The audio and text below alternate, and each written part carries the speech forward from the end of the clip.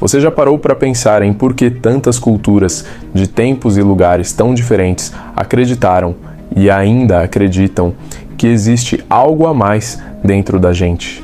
Algo invisível, mas essencial. Algo que sobrevive quando o corpo morre, que sonha enquanto dormimos, que talvez seja eterno. Esse algo ganhou muitos nomes: espírito, essência, sopro, consciência ou o mais famoso, alma. Mas de onde veio essa ideia? Para responder isso, a gente precisa voltar não 1000, mas dezenas de milhares de anos no tempo. Estamos falando de um tempo em que não existia escrita, templo ou filosofia, mas existia uma coisa: o sonho. Sim, foi a experiência de sonhar que, segundo muitas teorias, deu origem à ideia de alma. Imagina o cenário: um ser humano do Paleolítico sonha que está caçando, voando ou encontrando parentes mortos. Acorda assustado ou extasiado, com o corpo no mesmo lugar, mas a mente ainda presa na experiência. Como explicar aquilo sem ciência, sem psicologia? A resposta intuitiva era: alguma parte de mim saiu do corpo. Pronto, nasce aí a ideia do duplo onírico, uma espécie de sombra ou essência que pode se mover, mesmo com o corpo parado. Esse seria o primeiro modelo da alma, a alma como viajante do corpo. O neurocientista brasileiro Siddhartha Ribeiro, em O Oráculo da Noite, argumenta que o sonho teve papel central no desenvolvimento das primeiras cosmologias humanas.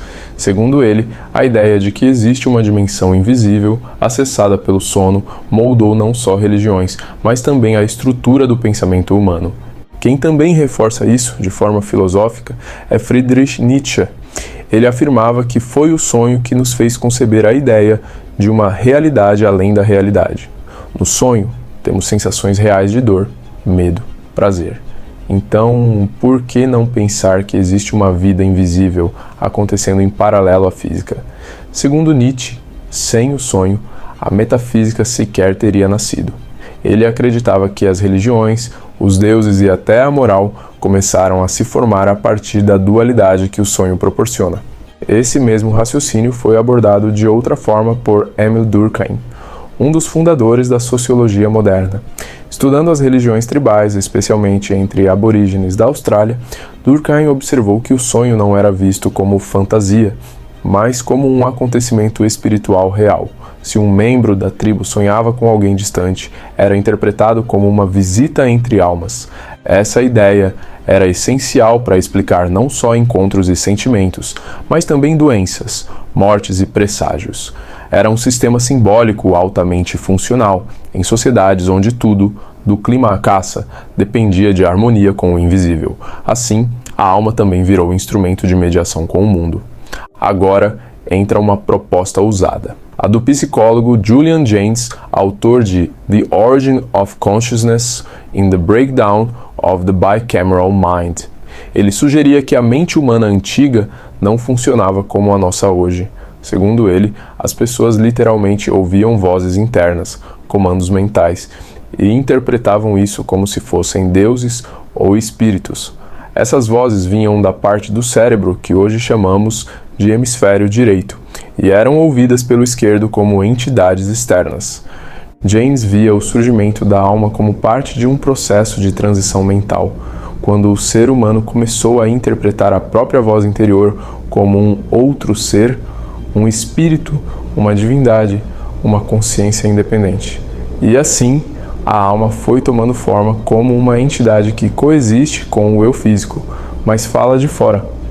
Esse pensamento encontrou paralelos curiosos em sociedades antigas. No Egito Antigo, por exemplo, a alma não era uma entidade única. Era um sistema espiritual com diversas partes. O Ka, a força vital. O Ba, a personalidade que podia viajar. O Ren, o nome verdadeiro.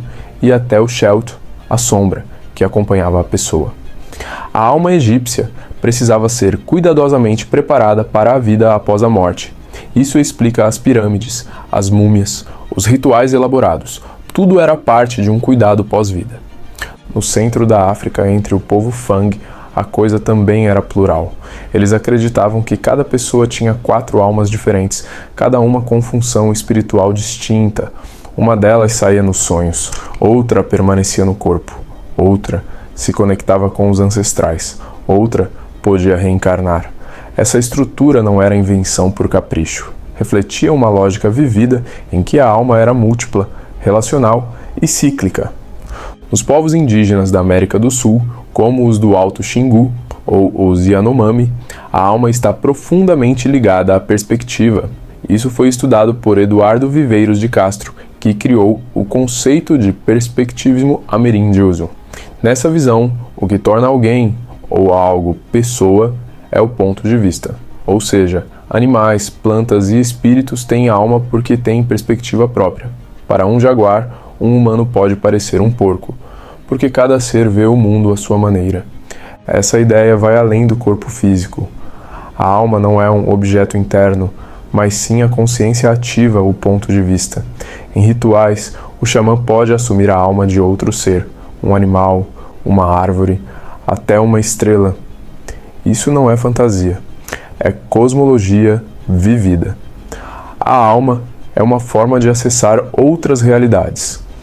Já no hinduísmo, a alma, chamada Atman, é a centelha divina que habita todos os seres. Ela é eterna, inquebrável e está conectada ao Brahman, o espírito universal. O objetivo da existência é perceber que Atman e Brahman são um só, e assim se libertar do ciclo de renascimentos, samsara. No budismo, ao contrário, não existe uma alma permanente. O que existe é um fluxo de consciência. A identidade muda o tempo todo, mas há continuidade, como uma chama que passa de uma vela para outra. A alma, nesse caso, é mais um processo do que uma entidade.